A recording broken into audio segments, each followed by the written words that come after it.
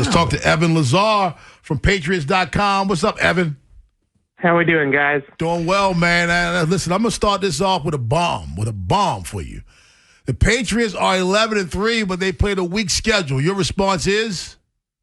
It's hard to be 11-3 in the NFL, right? I mean, you win 10 games in a row. I don't think that you do that just by accident in this league. So I hear you on the schedule. It's been something that's been brought up a number of times around here, as you can imagine. And I think it's more just, we're all trying to see, is this team for real? What's going to happen come playoff time when they do play better teams? And the second half against Buffalo didn't go so hot, but they were right there with the Bills. So I don't think that we're calling them that F word yet. No frauds around here just yet, but I do understand that sentiment. Nah, for the record, Evan, I agree with you. I was just stirring the pot. Okay.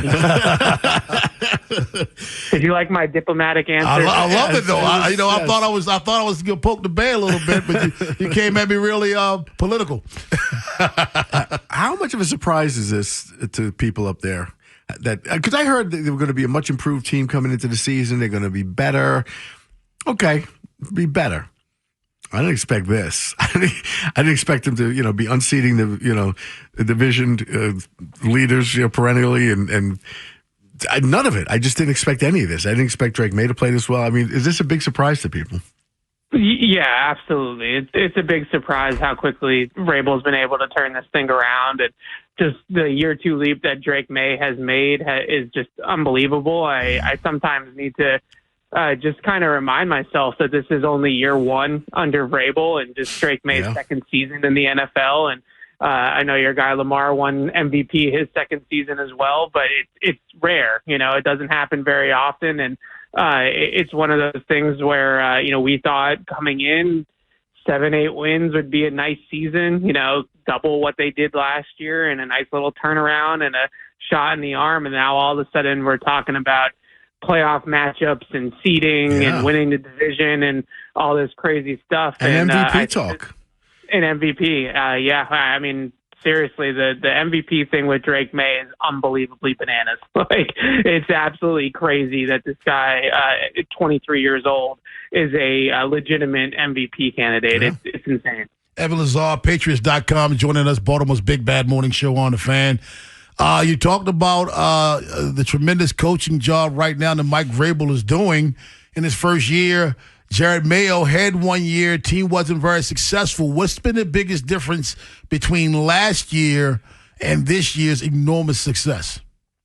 I would say from a coaching perspective, it's twofold. One, there's just a real clear direction, a concise, message from Mike Vrabel of what exactly it is that he's looking for from all of his players, not just on the field schematically, but also just in terms of identity and culture and all those different types of things. He's got all these little Vrabelisms, I call them, where it's, effort and finish and no naps and, all these little kind of cliche sort of things that he says that are just sort of messages to the group. And I think that this culture in the locker room now, winning 10 games in a row is going to help any culture, but they've had unbelievable culture this season that really better than I've ever seen. And I covered the end of the Brady era too, so this is different. The vibe, the energy in the locker room is definitely different. And then I think between Vrabel and Josh McDaniels coming back to run the offense,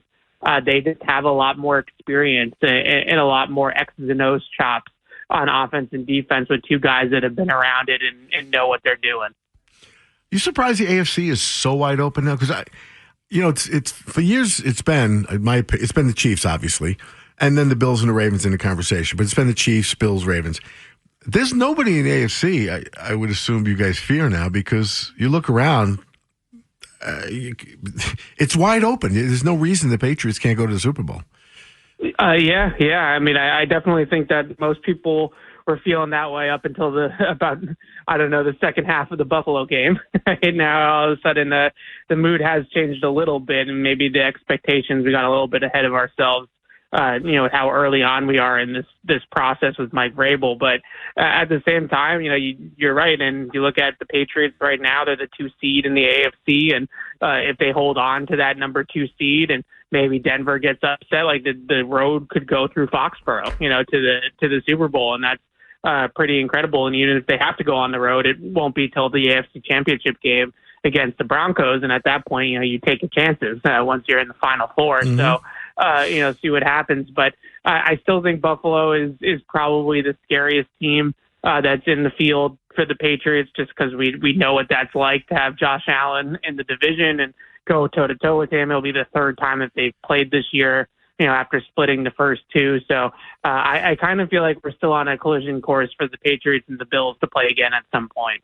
Yeah. Evan Lazar, Patriots.com. Evan, give us a winner and a score. Well, honestly, this one's tough to pick for me because, that second half against Buffalo is really in a lot of people's heads right now. But I do think the Patriots bounce back in this game. I just think they're the healthier team. I think that's the biggest thing. If you guys had healthy Lamar Jackson, I think we'd all be, thinking about this game a little bit differently. But I think the Patriots bounce back, let's say 27-24, another close one. But they can keep the scoring in the 20s, New England, and stop Derrick Henry, which is easier said than done. I think they'll be all right. Thanks a lot, Evan.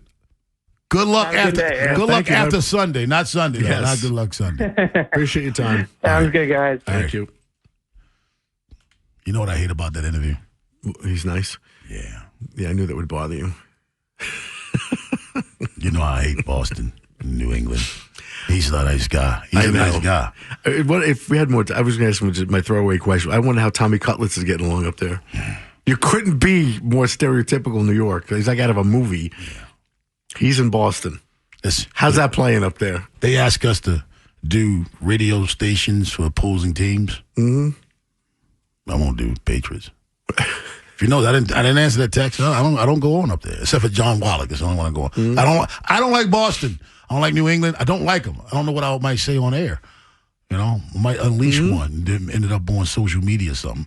But that guy, Evan Lazar, Patriots.com. Yeah, nice guy. Nice guy. Yeah.